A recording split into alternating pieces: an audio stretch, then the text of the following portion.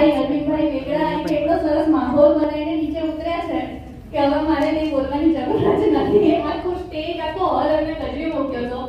હવે મારી 2 ગમતી વાતો એમને કરી દીધી એટલે હું પાછળનું કહીશ કે સેમ ટુ એમના જેવું. એક તો કે આપણી ગુજરાતી ભાષા, મને પણ મારી ભાષા પ્રત્યે બહુ જ પ્રેમ છે. તો આપણે આપણી ગુજરાતી ભાષા માટે એમને બહુ સરસ શબ્દોમાં, બહુ સરસ મજાક કરીને અને બહુ હળવા શબ્દોમાં સમજાયું.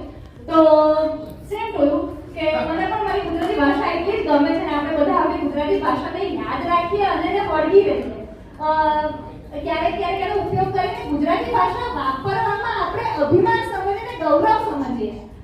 પેલું કેવું હોય કે ઘણા લોકો એમ કે અમને તો ઇંગ્લિશ આવડે એનું અભિમાન નહીં, કે આપણને ગુજરાતી આવડવાનું ગૌરવ છે. ભાઈ આવડે છે કે નહીં ગુજરાતી?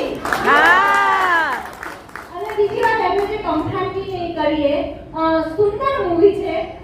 હું જોઈ આવી છું, એક વખત જોવા માટે ચોક્કસ જજો, કારણ કે મને બહુ મજા આવી. જે લોકોને વ્યંગમાં અને એમાં ઇન્ટરેસ્ટ હશે, બહુ એક ક્લાસિક મૂવી છે એવું કહીએ તો ચાલે. તો સુંદર મૂવી છે, કમઠાણ જોઈ આવજો.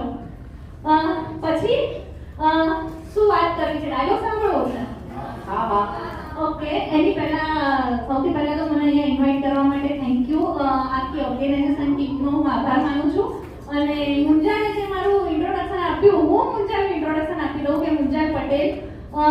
હું એને એવી રીતે ઓળખું કે અમે લોકોએ એક જમાનો થઈ ગયો, કારણ કે ઓલમોસ્ટ 13-15 વર્ષની વાત થઈ ગઈ. અમે લોકો એક જમાનામાં જોડે ફોક ડાન્સ કર્યો હતો. તો હું અને મુંજા એવી રીતે ઓળખી કે અમે લોકો ફોક ડાન્સના પાર્ટનર હતા. એને ત્યાંથી એન્જિનિયરિંગ કર્યું, મેં પણ ત્યાંથી જ એન્જિનિયરિંગ કર્યું છે. અમે લોકો બંને લોકો ચાંગામાંથી એન્જિનિયરિંગ કરીને પાસ આઉટ થયા છે. એટલે અમારી ઓળખાણ એટલી છે કે એ ઇલેક્ટ્રિકલ એન્જિનિયરિંગ કરતો હતો, હું આઈટી એન્જિનિયરિંગ કરતી હતી. તો થેન્ક યુ મુંજા, મને અહીંયા ઇન્વાઇટ કરવા માટે. અને ઘણા દિવસો પછી હું આવી રીતે સ્ટેજ ઉપર આવી છું, કારણ કે તમે કદાચ જોયું હશે જ્યારે અરવિંદભાઈની સરસ મજાની સ્પીચ ચાલી હતી ત્યારે થોડુંક એમાં ડિસ્ટર્બન્સ થયું હતું, કારણ કે એક નાનું બાબુ અહીંયા રડતું આવતું હતું. તો મારી દીકરી આવી તો એના લીધે હું બહાર નહોતી નીકળતી. ઓલમોસ્ટ મારો ફર્સ્ટ ગેસ્ટ અપીયરન્સ છે.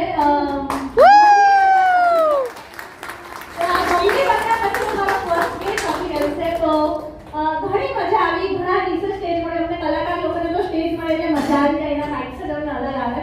તો ઘણી મજા આવી. ઘણા દિવસે સ્ટેજ જોયું, તમને બધાને મળીને અને અમને ફેન્સને મળીને બહુ આનંદ થાય. કેમ? કારણ કે હવે છેલ્લા દિવસને કેટલા વર્ષો થયા, ઓલમોસ્ટ હવે 8 years જેવું થઈ ગયું છે. છતાં તમે લોકો એ મૂવીને યાદ રાખીને તમે લોકોનો પ્રેમ હજી એટલો ને એટલો જ મને આપો છો. તમારા પ્રેમમાં જરી કઈ રમશું કહેવાય આમ જરી કઈ કમી નથી આવી, એટલો ને એટલો પ્રેમ મળી રહ્યો છે. તો થેન્ક યુ એના માટે, કારણ કે તમે ફેન્સ ના હો ને તો અમે કલાકાર ના હોઈએ, બરાબર ને? તો થેન્ક યુ તમને બધાને. મને ફ્રેન્ડ્સને મળીને બહુ જ મજા આવે છે. હું ખુશ છું, આજે ઘણા આનંદમાં છું. મારું કામ અહીંયા પૂરું થાય છે. બીજું કંઈ બાકી? તમારો ડાયલોગ. મુંજા સર તમારા માટે પણ કોફી મંગાવી છે આજે. ઇટ્સ ઓકે, મને તો કોફી ભાવે છે. એ તો સ્ક્રિપ્ટમાં હતું એટલે પછી બોલવું પડે ને. ડાયલોગ સાંભળવો છે? યસ, સેમ ટોનમાં સાંભળવો છે. કયો ડાયલોગ? ફોન વાળો ડાયલોગ સાંભળે પહેલા? ફોન વાળો. યસ. યાદ હશે કે નહીં ખબર નહીં, 8 વર્ષ થઈ ગયા. ટ્રાય કરીએ આપણે.